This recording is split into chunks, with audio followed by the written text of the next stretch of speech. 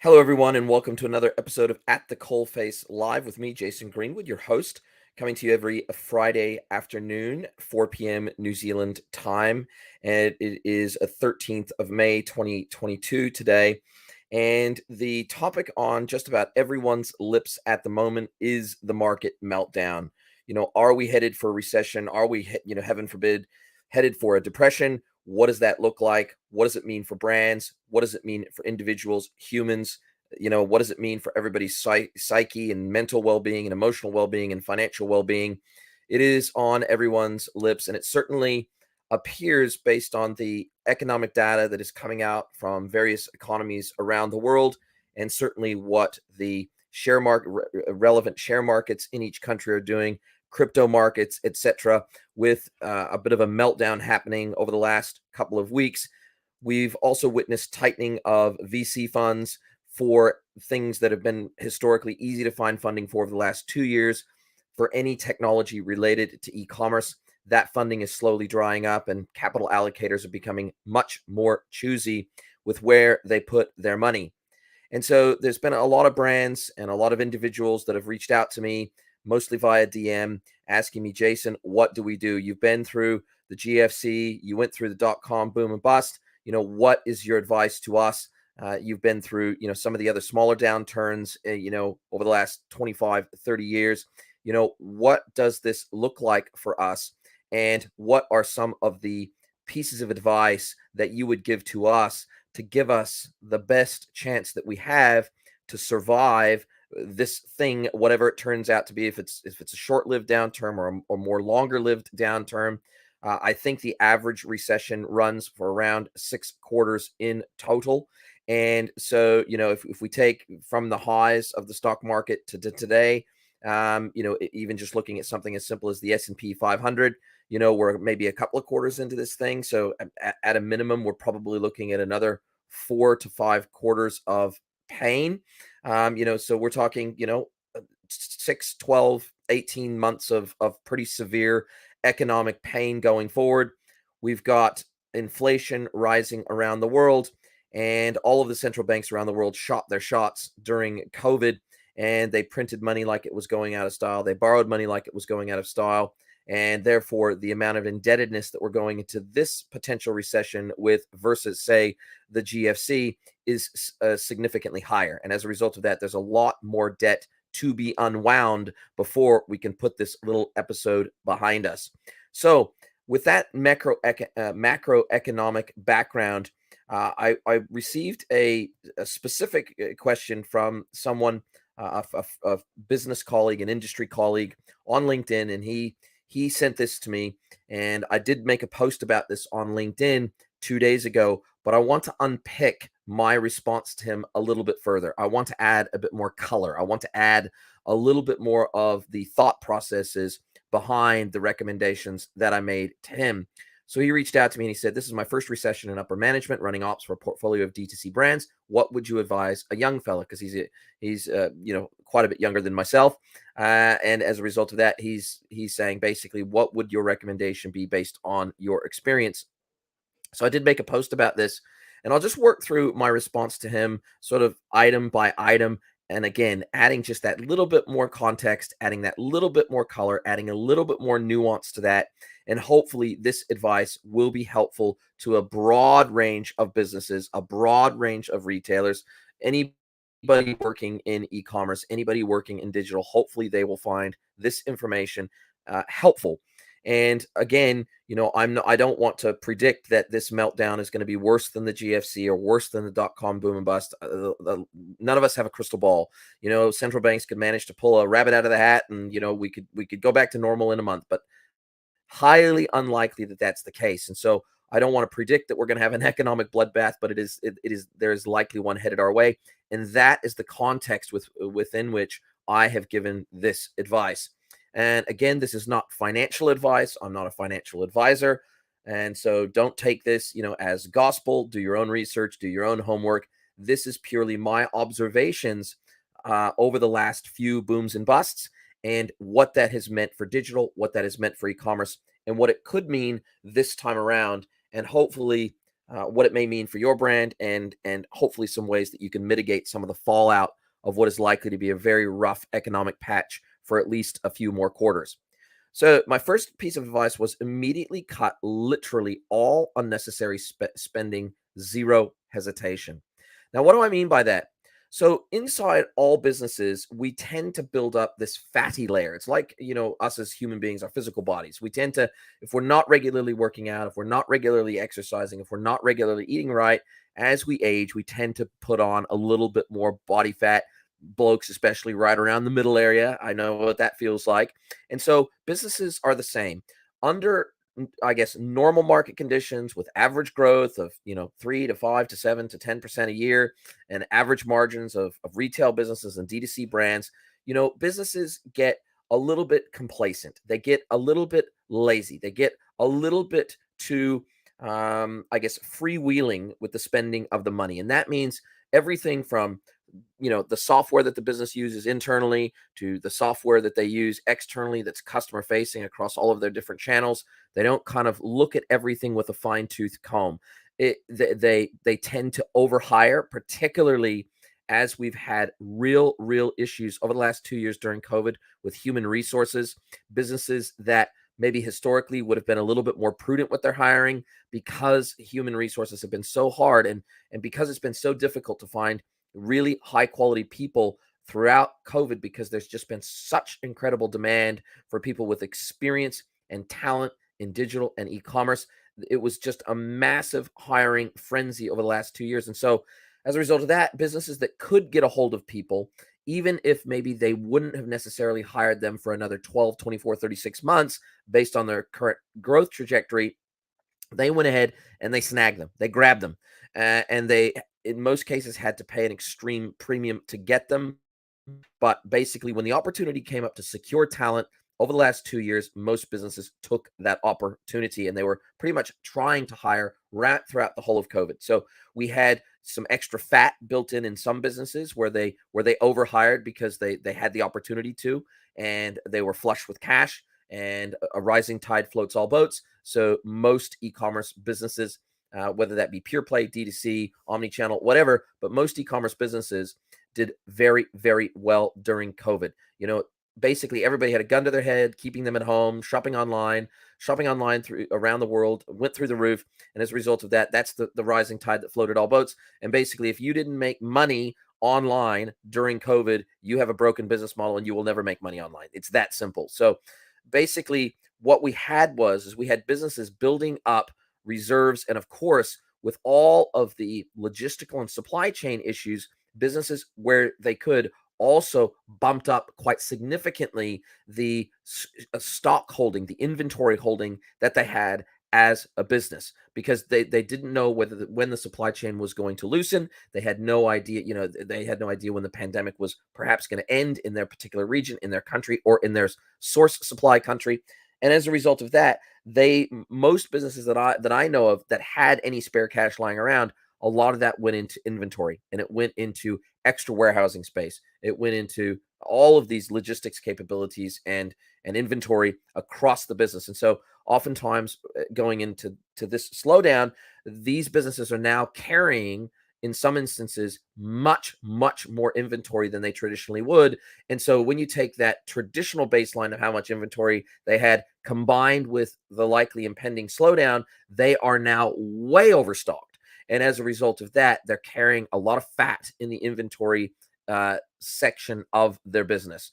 So we have businesses running lots of extra human resources where they could get it. We have them holding a lot of extra stock where they could get it. We have them sort of freewheel spending in lots of areas of the business. And so when I say immediately cut literally all unnecessary spending, that is exactly what I mean. Go through literally today, go through your entire business, look with a fine tooth comb at everything you spend money on as a business, and question whether it is absolutely necessary. And if it is not, get it out of the business.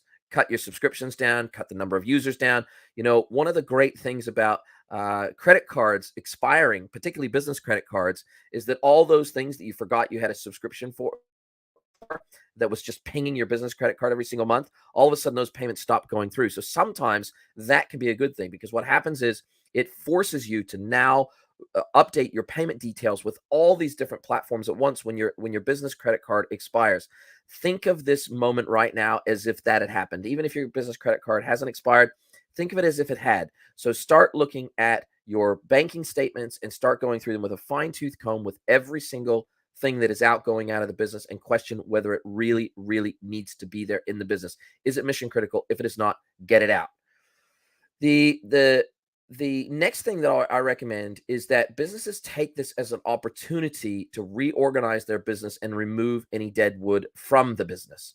So it makes absolute sense. So at the beginning of COVID, before businesses kind of even knew how this whole COVID thing was going to shake out, a lot of businesses put hiring freezes on. A lot of businesses were scared what was going to happen during COVID. They didn't know how it was going to turn out, and as a result of that, they kind of constrained their spending. But then, of course, they had to dramatically accelerate their spending once they realized that COVID was going to be very good for e-commerce. But I think if we use Rahm Emanuel's 9/11, he famously said, "You never want to let a crisis go to waste, because during a crisis you can do things that you can't do at any other time." And a financial crisis is exactly the same. So there are scenarios whereby it becomes very difficult to justify significantly reorganizing your business when it's boom time, right? It becomes very difficult to eliminate underperformers. It becomes very, very difficult to justify cutting team members, cutting expenses, cutting down on inventory. It just becomes exponentially more difficult when you're in a growth phase than when you're in a contraction phase. And as a result of this, if you look at this as an opportunity to completely reorganize your business in one fell swoop, and my recommendation is keep your A players. Everybody knows who the A players are in their business. Everybody knows who the B players are, and then everybody knows who the rest of the players are. The people that not only carry their own weight, but help carry the weight of the team. Those are your A players. The people that are good team players, that are good individual players, that also contribute to the culture of the business, have attitude, that have grit. The people that you really want going in, from this kind of peacetime business scenario since the GFC till now we're going into much more of a wartime business scenario. So you want wartime generals, not peacetime generals. You, in a perfect world, you would retain the people that you think have the mental and emotional fortitude to help you fight through the pain that is likely to come for the next 6, 12, 18 months. So really look at it more, not just from a skills perspective, but look at it from a stability, an emotional and mental stability perspective, and say, what does the team look like that I would want to go into battle with? Because that, make no mistake, many businesses will be fighting for their life over the next 6 to 18 months. So you have to think of it through that lens and say, what is the team look like that I want to take into the great battle of business over the next 6 to 18 months? Then what you have to do is you have to take the very, very difficult decision of who to let go in any reorganization. Now, that's always hard because we're not just talking about, getting rid of a car. We're talking about getting rid of people out of the business. We're talking about, making them redundant, depending on where in the world you are. Firing them in the United States is very easy. In New Zealand, Australia, it's very difficult to get rid of people legally.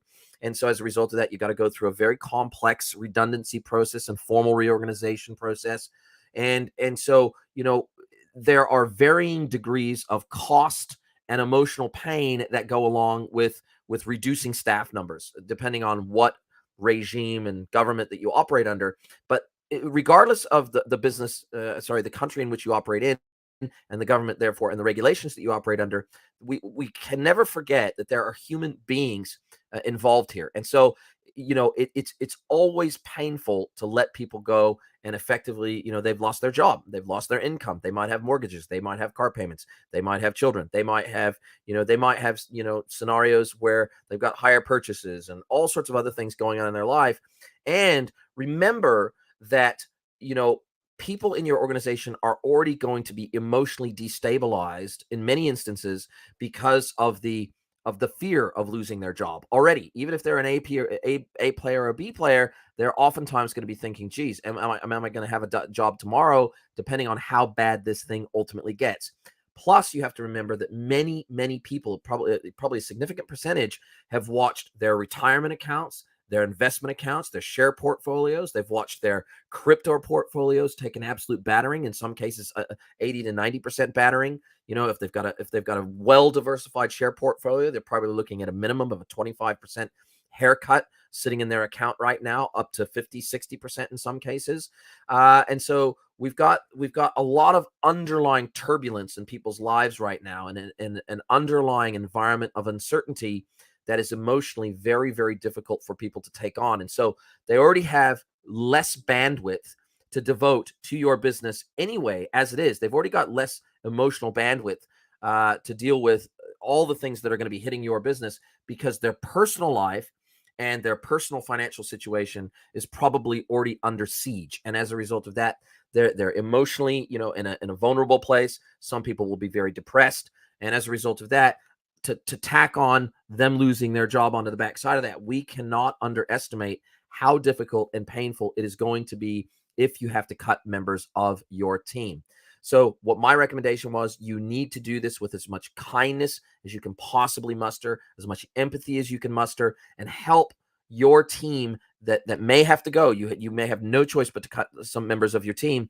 You want to help them out the door as best as you possibly can, meaning, if you have contacts in the industry that are hiring or potentially hiring, make introductions.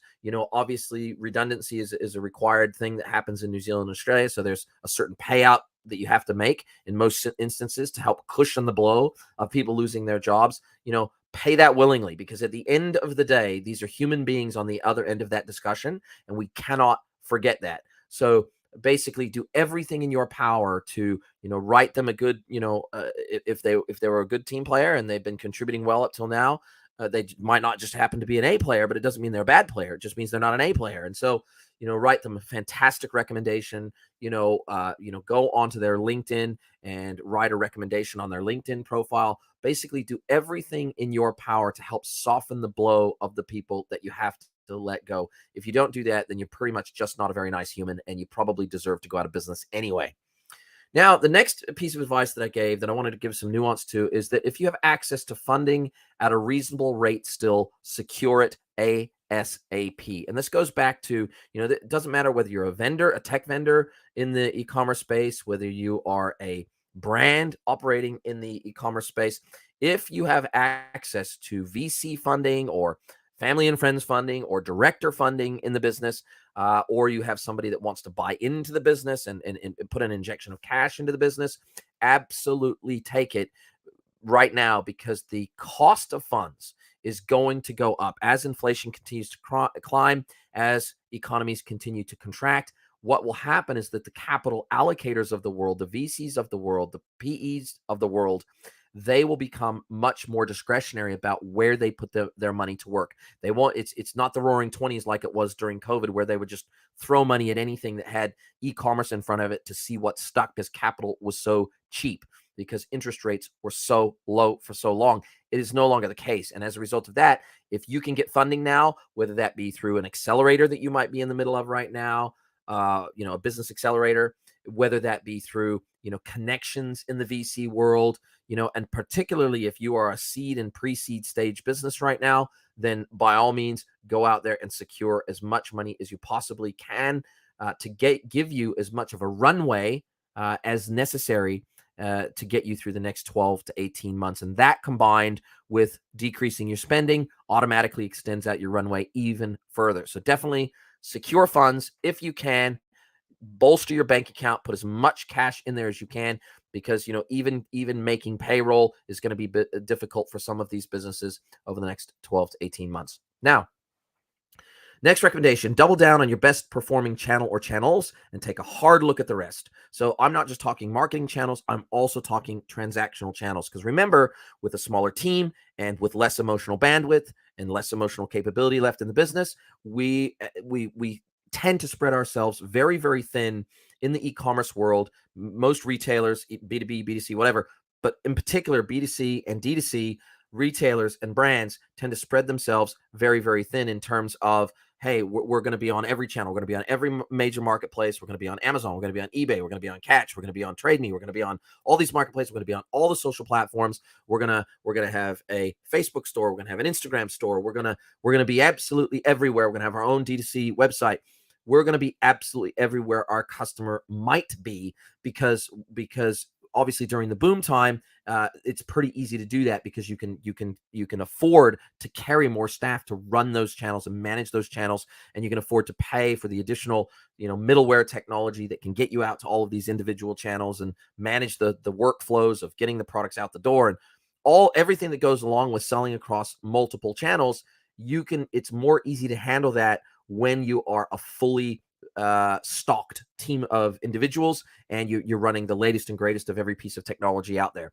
So obviously that's unlikely to be the case during this time. And as a result of that, you need to start looking at your best performing marketing channels, your best performing transactional channels, double down on those, and perhaps pause or completely stop the remainder until further notice.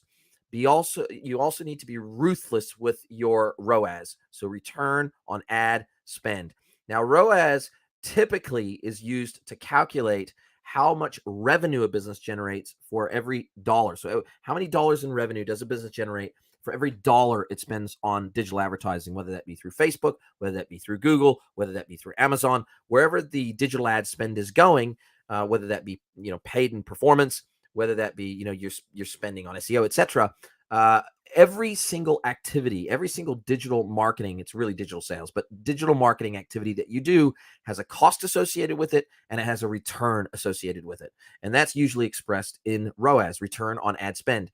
Now, the problem with ROAS is there's two key factors that are not usually taken into account when we're looking at ROAS. ROAS looks at revenue. It does not look at profit. And so obviously not everything you make in revenue is profitable. And so therefore you have to start looking at the profitability of your ad spend, not just the revenue that it drives. You need to be really aggressive with making sure that you are protecting the profitability of your business during this time, as opposed to purely chasing revenue that may be unprofitable. Because look, you can discount yourself out of business. You can lower prices and put yourself out of business tomorrow because you don't have enough profitability to keep yourself alive and pay your team. So be very, very cautious and ruthless with ROAS. If you don't have a CDP in place today, get one ASAP and start gathering zero and first-party data like a fiend. CDP stands for Customer Data Platform. And if you don't have one of those in place, despite the fact that we've been talking for over a year now about the iOS privacy changes and the coming death of third-party cookies, and the need in order to be able to contain CAC, to be able to contain customer acquisition costs, particularly on the major digital marketing channels like Facebook and Google, you need to have a well defined set of first party and zero party customer data, which is expressly provided data and inferred data. That's what that's the difference between zero and first party data. It's all customer data, but what differentiates it is that zero party data is information that a customer gives you willingly and by choice because you asked for it, i.e. their birth date. So you want to do something special on their birthday.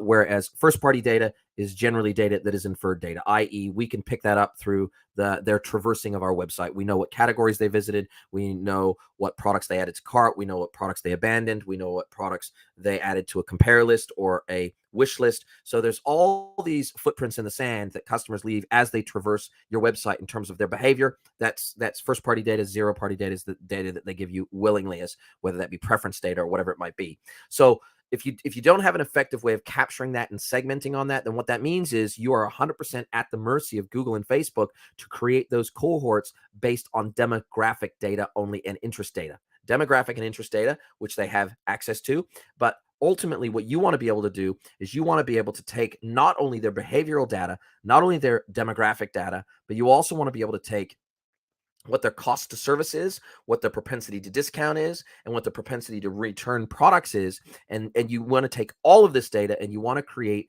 cohorts of your most valuable customers, which you can then send off to the likes of Facebook and Google to effectively create lookalike audiences from. You don't want to go out and get new customers that are composed of all the Karens and Kens of the world, right? You want to go out and get the best customers that look like your existing best customers, and only if you have a CDP in place to be able to crunch those numbers, create those cohorts, create those segments. Only if you have the technology that can allow you to do that at scale will you be able to better contain your CAC than your competitors who may be relying purely on audience generation and cohort generation based on demographic and interest data that Google and Facebook know about their users. So be very, very cautious with that. And I fear for any business right now that does not have a good CDP in place or does not have a good data collection strategy in place and segmentation strategy in place, I really fear for their survival over the next 12 to 18 months. Now, make sure that your brands and leadership are as active on social as possible. Set the example for the rank and file. We all know how important social media is here, but what we need to do is we need to actually mobilize our team, and that is a top-down thing, right?